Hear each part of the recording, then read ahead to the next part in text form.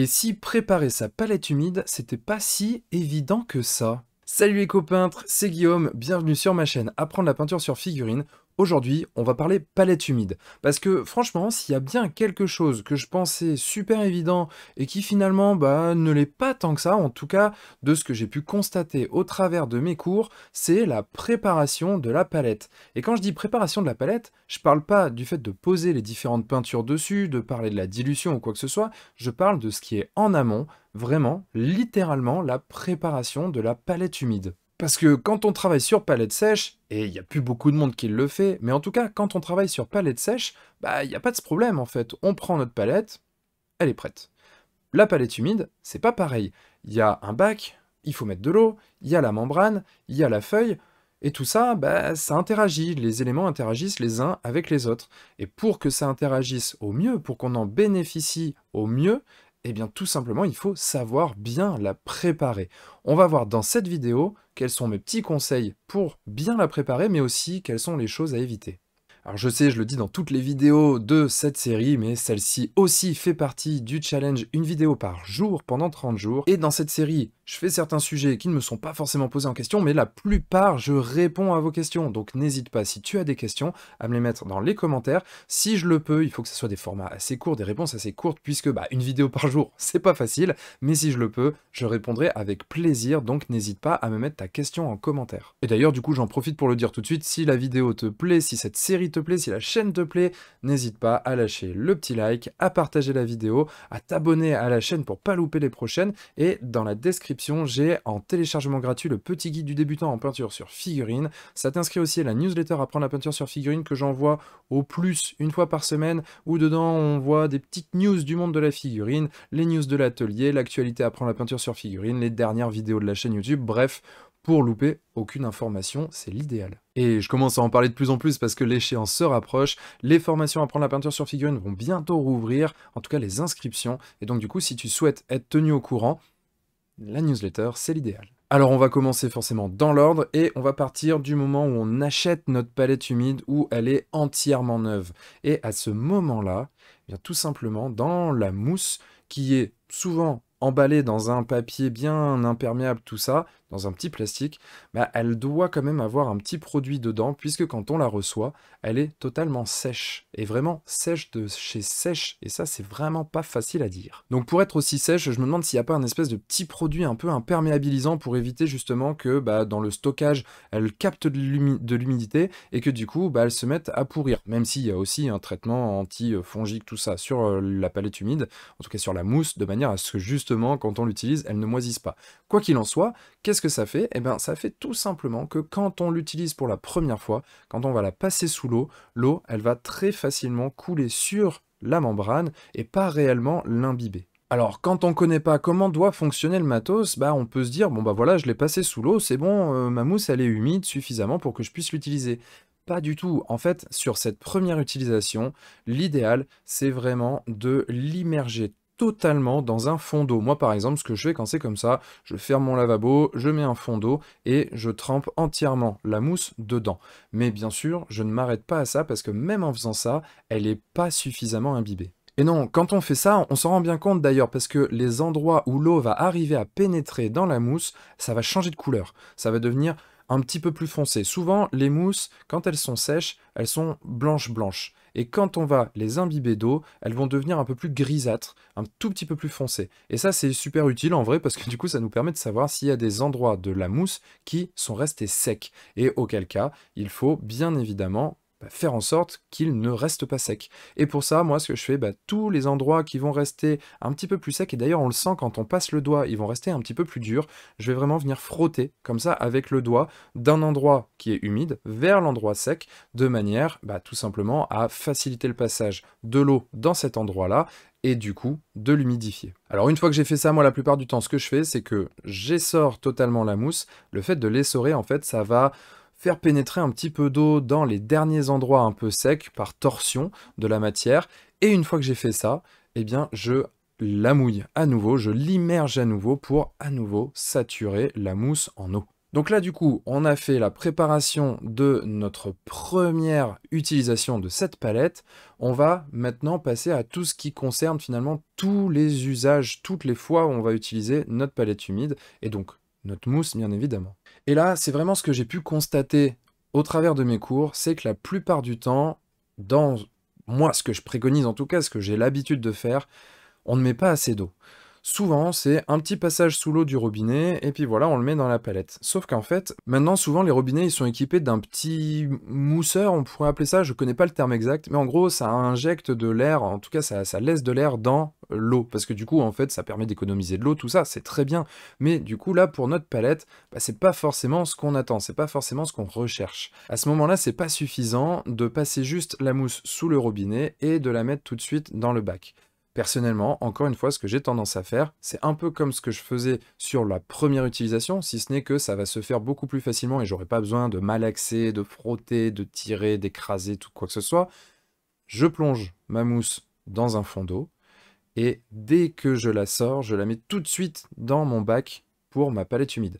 Ce qui a pour effet tout simplement de ne pas la laisser s'égoutter, parce que vous allez voir quand vous allez faire ça, le fait est qu'elle est complètement saturée en eau, et donc du coup à peine vous la levez, ça va commencer à goûter, ça va commencer à perdre de l'eau. Donc moi j'essaie de passer le plus vite possible dans mon bac de la palette, comme ça elle garde un maximum d'eau, la mousse est vraiment saturée de chez saturé. Et pour vous dire à quel point moi j'aime bien mettre de l'eau, c'est que même quand j'ai fait ça, bah, la plupart du temps, je rajoute encore un petit peu d'eau dans mon bac pour palette humide. Tout simplement parce que comme ça permet de compenser un peu l'évaporation. Alors c'est vrai que chez moi c'est particulièrement utile parce que j'ai le chauffage au sol, j'ai un appartement où il fait vraiment chaud, je peux pas régler, blablabla. Du coup ça s'évapore plus facilement. Donc j'ai tendance à mettre pas mal d'eau. Et n'allez pas croire que c'est utile que dans les appartements surchauffés ou quoi que ce soit. Simplement, vous, si vous n'avez pas un appartement qui est surchauffé, bah ça s'évaporera un petit peu moins rapidement. Vous n'aurez pas nécessairement besoin de rajouter de l'eau plus tard, mais moi, même en fonctionnant comme ça, si je fais des très longues sessions de peinture, bah ça m'arrive d'avoir à rajouter de l'eau. Alors évidemment, c'est d'autant plus le cas l'été, en pleine canicule, quand il fait très chaud, très sec, forcément ça s'évapore encore plus, mais même finalement dans les autres saisons, notamment par exemple en hiver, étant donné que j'ai un chauffage, et donc du coup ça peut être le cas pour toi, on peut avoir des chauffages qui sont assez importants dans les appartements, pas forcément possible de les régler, bah du coup forcément ça s'évapore d'autant plus. Donc pour ça, ce que je disais, c'est que je rajoute un petit peu d'eau. Alors là, c'est le moment où il ne faut pas non plus trop en rajouter. L'idée, c'est de rajouter juste un petit fond d'eau pour que ça compense l'éventuelle évaporation. Pour ça, moi, ce que je fais, c'est que je vérifie quand je fais basculer ma palette qu'il reste un petit peu d'eau, qu'il y a de l'eau qui se balade. Mais par contre, évidemment, je fais en sorte que ça soit juste un fond, c'est-à-dire que l'eau ne dépasse pas le niveau de la mousse, parce qu'auquel cas, si ça dépasse le niveau de la mousse, ça va venir sur la membrane quand on va poser la membrane, et là on n'aura plus aucun contrôle sur notre dilution, et ça c'est le truc à éviter aussi. Ensuite, bien évidemment, il faut mettre notre petite membrane, le fameux papier sur lequel on va poser notre peinture, parce que si on pose la peinture directement sur la mousse, faut pas le faire, hein, tout simplement.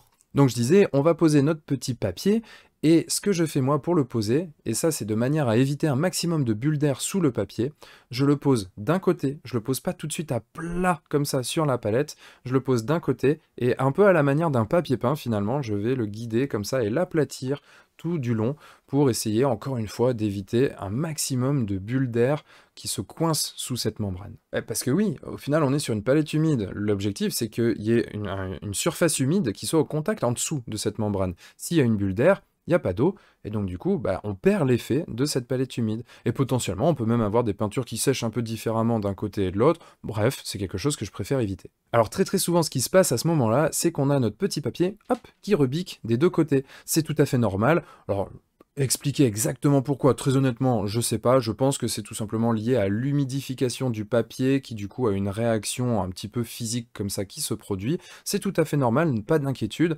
Moi ce que je fais c'est que je les laisse faire, c'est-à-dire que le temps que le rebiquage est en phase de montée, c'est un peu comme les marées, tant que ça continue de rebiquer, hop, j'attends et ensuite très rapidement ça se réaplatit tout seul quasiment. Au pire, si ça le fait pas complètement, il suffit avec le doigt de venir réaplatir et on est bien. Ensuite, bah, il y a toujours, hein, des petites bulles d'air, des petits plis qui vont se mettre, notamment parce que, comme je le disais, en fait, l'humidification du papier, c'est pas contrôlé et donc du coup, parfois, le papier va prendre des décisions tout seul et faire des petites bulles ou alors faire des petits plis et ça, c'est des choses que moi, je préfère largement éviter, encore une fois, parce que, bah, je me dis que s'il y a de l'air en dessous, ça va moins faire l'effet de la palette humide, mais aussi parce que c'est moins confortable de peindre sur une palette qui est comme ça. Donc tout simplement, je vais prendre quelque chose de plat. L'idéal, c'est un peu comme les cartes de fidélité qu'on a tous dans notre portefeuille et qu'on n'utilise pas, et je vais chasser les bulles d'air, chasser les plis, de manière à avoir une surface totalement plate. Et alors ensuite, quelque chose aussi qu'on oublie, je pense, très fréquemment, ou en tout cas, je sais pas si c'est un oubli ou le fait de ne pas le savoir ou quoi que ce soit, moi en tout cas, c'est quelque chose que j'aime bien faire, c'est avec mon doigt, j'humidifie donc le bout de mon doigt, et je viens humidifier uniformément, alors avec une toute petite pellicule d'eau, bien sûr, là l'idée c'est surtout pas qu'on ait une flaque sur la membrane, je viens humidifier entièrement la membrane de manière uniforme. De cette manière, en fait, la membrane, elle va pas changer d'humidité en cours de peinture, elle est déjà bien humidifiée, donc elle va directement faire son boulot, alors que si on le fait pas, il peut rester des petits endroits qui sont pas humidifiés de la même manière que le reste. Bref, pour que moi tout soit uniforme, et bien tout simplement, je passe mon petit doigt, comme ça je le mouille avec le dessus de la mousse, quoi, histoire que ça soit pas trempé, et je viens étaler une toute petite goutte d'eau sur l'ensemble de la surface, de manière à ce qu'elle soit pas mouillée, simplement qu'elle soit toute humide partout, et qu'elle fasse bien son boulot. J'insiste vraiment, il faut qu'elle soit humide et pas mouillée, parce qu'encore une fois, si elle est mouillée, bah vous allez le voir, vous allez avoir aucun contrôle sur votre peinture et sur votre dilution. Parfois même, quand vous allez mettre une goutte de peinture, ça va, pouf, ça va diffuser comme ça, et ça pour le coup, bah, c'est pas très agréable, ça fait que nos peintures se mélangent de partout, et en plus de ça, encore une fois, on contrôle moins notre dilution. Ça, c'est quelque chose laquelle je fais attention, parce que je n'ai pas envie d'avoir ça sur ma palette. Alors mentionnons quand même le cas particulier des membranes réutilisables. Ces membranes réutilisables, bah, du coup, il faut les laver. En fait, quand on a fini notre session de peinture, il faut les laver. Alors moi, ce que j'ai tendance à faire, c'est de laver ma membrane en la passant sous un fil d'eau et en frottant avec une vieille brosse à dents super molle et tout pour pas abîmer la membrane, de manière à pouvoir la réutiliser le plus de fois possible. Une fois que j'ai fait ça, bah, quand je la remets sur ma palette, si par exemple je repeins tout de suite, eh bien, ce qu'il faut faire, c'est passer un petit coup dessus avec un torchon, un chiffon, avec un papier, peu importe, parce que là, pour le coup, il y a beaucoup trop d'eau, et si on réutilise tout de suite notre membrane comme ça, avec l'eau qui est restée dessus, pour le coup, ça va faire comme si on avait trop d'eau quand on vient humidifier, et ça va faire tous les effets indésirables, à savoir la surdilution de la peinture qui diffuse, un truc qui n'est pas contrôlé, les peintures qui se mélangent, bref, tout ça, on ne veut pas. Donc, on vient essuyer le dessus de cette membrane, parce que elle, pour le coup, elle est déjà bien humide, on a juste à enlever l'excédent d'eau. Alors là, du coup, vous avez tous les éléments auxquels je peux faire attention, moi, pour préparer ma palette.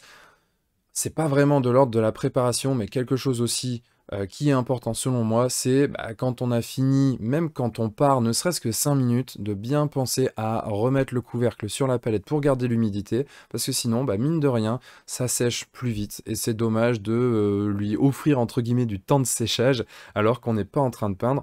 Donc si on peut garder un petit peu plus longtemps notre palette, c'est pas plus mal. Donc dans cette vidéo, j'ai principalement expliqué ce que moi je fais, donc ce que je recommande. Maintenant, on va quand même refaire le point sur 4 choses que je considère qu'il faut éviter. La première, c'est les plis et les bulles. La deuxième, c'est l'eau qui serait passée par-dessus la membrane.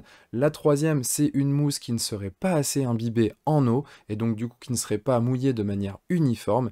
Et la dernière, c'est laisser sa palette ouverte alors qu'on ne l'utilise pas, puisque ça va avoir tendance à accélérer le séchage à la fois de la mousse, de la membrane, mais bien sûr aussi des peintures. Alors voilà les copains, c'est fini pour cette vidéo, j'espère qu'elle vous aura plu. J'aime bien de temps en temps reprendre bah voilà, ce qui est un petit peu des basiques, parce que je trouve que c'est toujours super intéressant.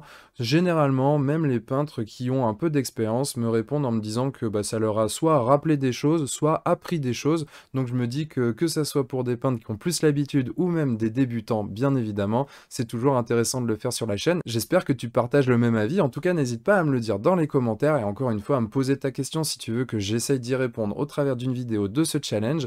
Quoi qu'il en soit, moi je te fais le petit rappel habituel, n'hésite pas à liker la vidéo, la partager, t'abonner à la chaîne, télécharger le petit guide du débutant en peinture sur figurine, à aller sur le blog, à apprendre la peinture sur figurine.com aussi, parce que j'ai pas mal d'articles sur le sujet, et dans tous les cas, je te dis à demain avec une nouvelle vidéo, très bonne soirée à toi, et bien sûr, comme d'habitude, n'oublie pas de mettre des couleurs dans ta vie. Ciao!